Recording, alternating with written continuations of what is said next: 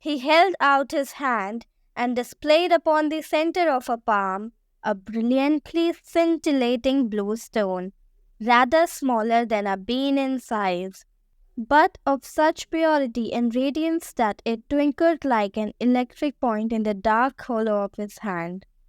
Sherlock Holmes sat up with a whistle. "By Jove, Peterson," said he, "this is treasure trove indeed. I suppose you know what you have got."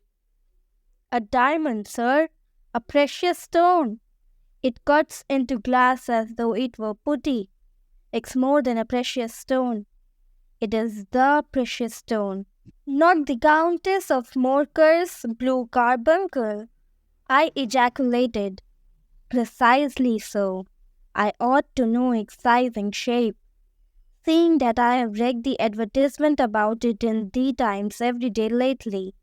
It is absolutely unique, and its value can only be conjectured.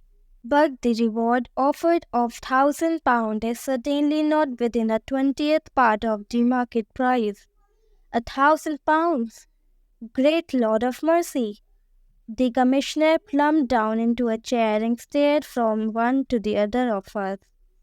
"That is the reward, and I have reason to know that there are sentimental considerations in the background which would induce the Countess to part with half her fortune if she could but recover the gem. It was lost, if I remember aright, at the Hotel Cosmopolitan," I remarked. "Precisely so. On December 22nd, just 5 days ago, John Horner, a plumber, was accused of having abstracted it from the lady's jewel case. The evidence against him was so strong that the case has been referred to the assizes. I have some account of the matter here, I believe." He rummaged amid his newspapers, glancing over the dates, until at last he smoothed one out, doubled it over, and read the following paragraph: "Hotel Cosmopolitan Jewel Robbery. John Horner, 26, plumber, was brought up upon the charge of having, upon the 22nd inst., abstracted from the jewel case of the Countess of Morcar the valuable gem known as the Blue Carbuncle. James Ryder, upper attendant at the hotel, gave his evidence to the effect that he had shown Horner up to the dressing room of the Countess of Morcar upon the day of the robbery, in order that he might solder the second bar of the grate, which was loose. He had remained with Horner some little time, but had finally been called away.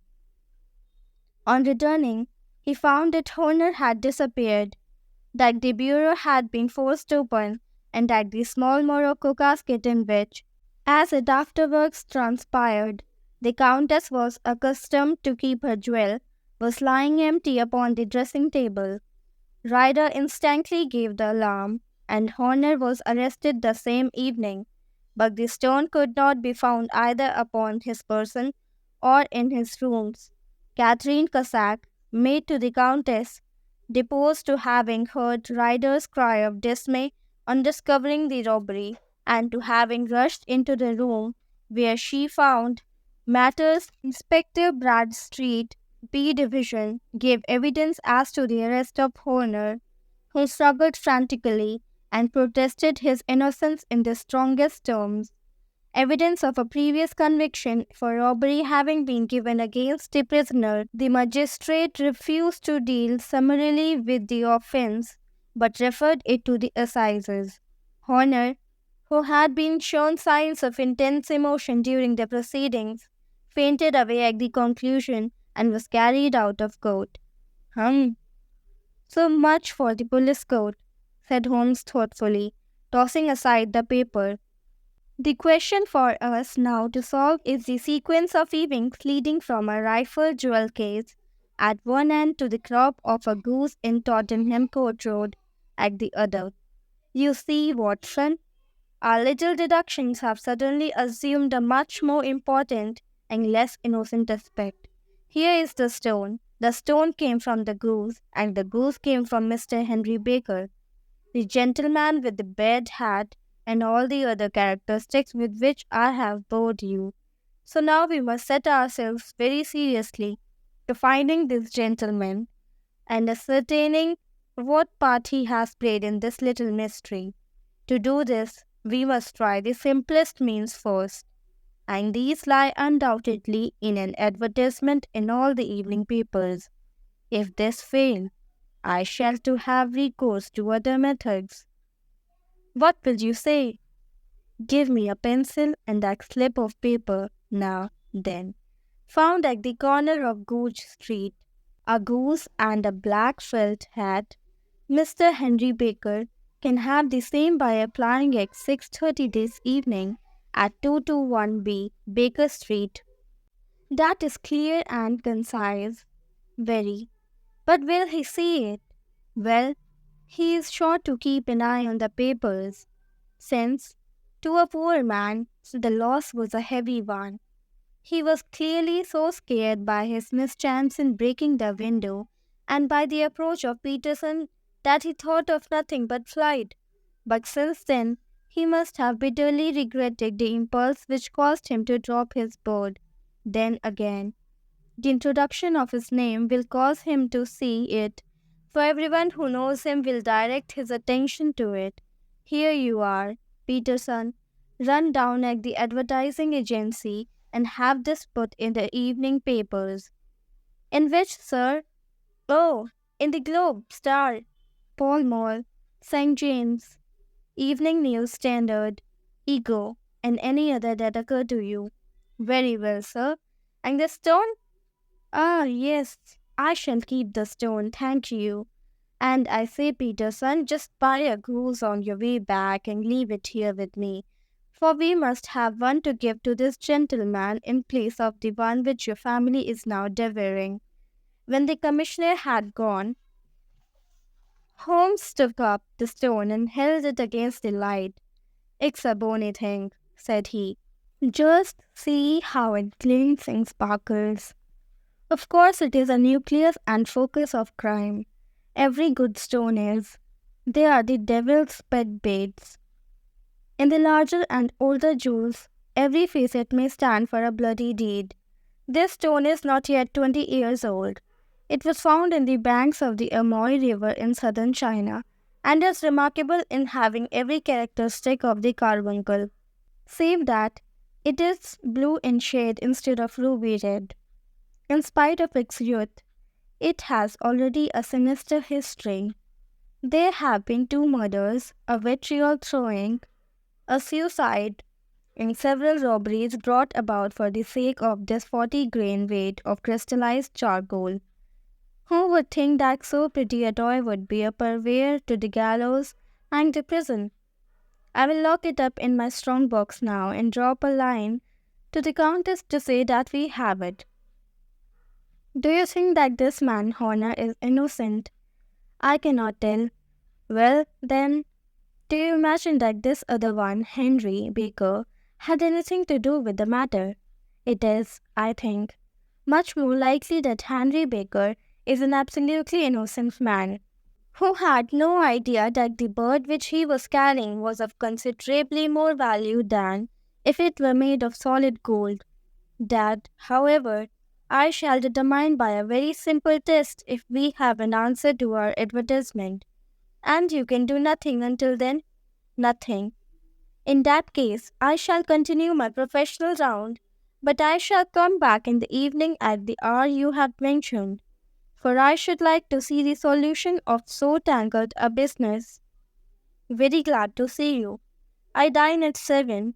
There is a woodcock, I believe. By the way, in view of recent occurrences, perhaps I ought to ask Mr. Hudson to examine its crop. I had been delayed at a case, and it was a little after 6:30 when I found myself in Baker Street once more. As I approached the house, I saw a tall man in a scotch bonnet with a coat which was buttoned up to his chin waiting outside in the bright semicircle which was thrown from the fanlight. Just as I arrived, the door was opened, and we were shown up together to Holmes' room. "Mr. Henry Baker, I believe," said he, rising from his armchair and greeting his visitor with the easy air of geniality which he could so readily assume. Pray take this chair by the fire, Mr. Baker. It is a cold night, and I observe that your circulation is more adapted for summer than for winter. Ah, Watson, you have just come at the right time. Is that your hat, Mr. Baker? Yes, sir, that is undoubtedly my hat. He was a large man with rounded shoulders, a massive head, and a broad, intelligent face sloping down to a pointed board of grizzled brown. A touch of red in nose and cheeks, with a slight tremor of his extended hand, recalled Holmes' surmise as to his habits. His rusty black frock coat was buttoned right up in front, with the collar turned up, and his lank wrists protruded from his sleeves without a sign of cuff or shirt. He spoke in a slow staccato fashion, choosing his words with care, and gave the impression generally of a man of learning in letters who had had ill usage at the hands of fortune. "We have retained these things for some days," said Holmes, "because we expected to see an advertisement from you giving your address. I am at a loss to know now. Why did you not advertise?" Our visitor gave a rather shamefaced laugh. "Shillings have not been so plentiful with me as they once were," he remarked. "I had no doubt that the gang of roughs who assaulted me had carried off both my hat and the board. I did not care to spend more money in a hopeless attempt at recovering them." "Very naturally. By the way, about the bird, we were compelled to eat it." "To eat it?" Our visitor half rose from his chair in his excitement. "Yes, it would have been of no use to anyone had we not done so. But I presume that this other goose upon the sideboard, which is about the same weight and perfectly fresh, will answer your purpose equally well." "Oh, certainly, certainly," answered Mr. Baker with a sigh of relief. "Of course, we still have the feathers, legs, crop, and so on of your own bird. So if you wish—" The man burst into a hearty laugh. "They might be useful to me as relics of my adventure," said he. "But beyond that I can hardly see what use the district or member of my late acquaintance are going to be to me. No, sir, I think that, with your permission, I will confine my attentions to the excellent bird which I perceive upon the sideboard." Sherlock Holmes glanced sharply across at me with a slight shrug of his shoulders.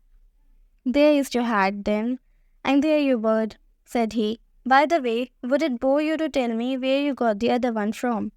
I am somewhat of a fowl fancier, and I have seldom seen a better grown goose." "Certainly, sir," said Baker, who had risen and tucked his newly gained property under his arm.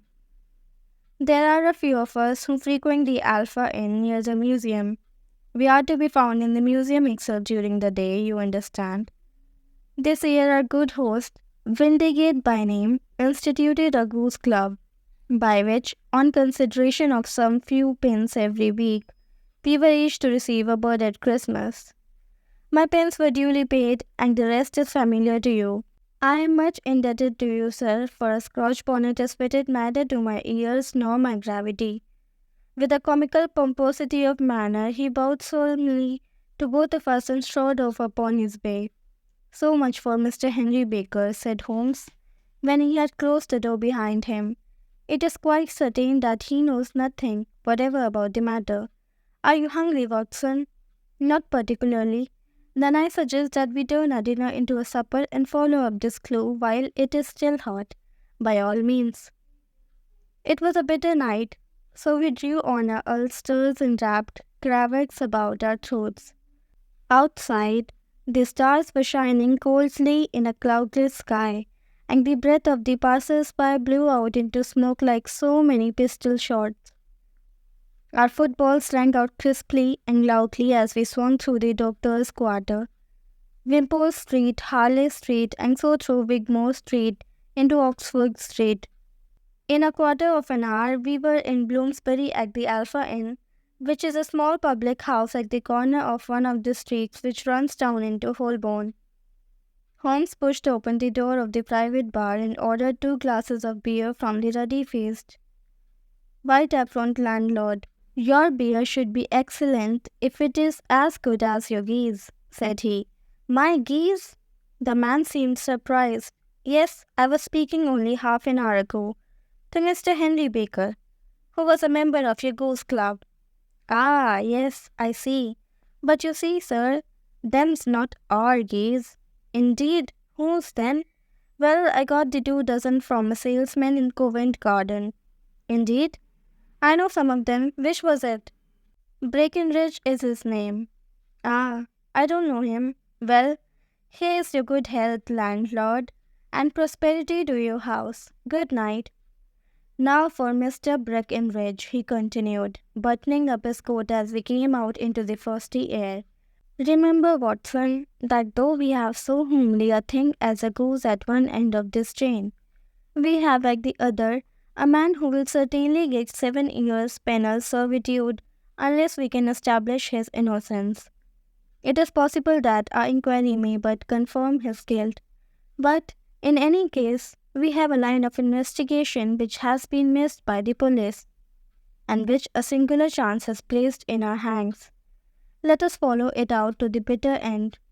Faces to the south, then, and quick march.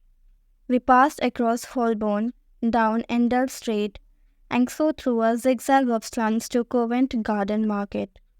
One of the largest stalls bore the name of Breckenridge upon it, and the proprietor, a horsey-looking man with a sharp face and trim side whiskers, was helping a boy to put up the shutters.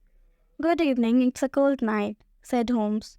The salesman nodded and shot a questioning glance at my companion. "Sold out of geese, I see," continued Holmes, pointing at the bare slabs of marble. "Let you have 500 tomorrow morning." "That's no good." "Well, there are some on the stall with the gas flare." "Ah, but I was recommended to you."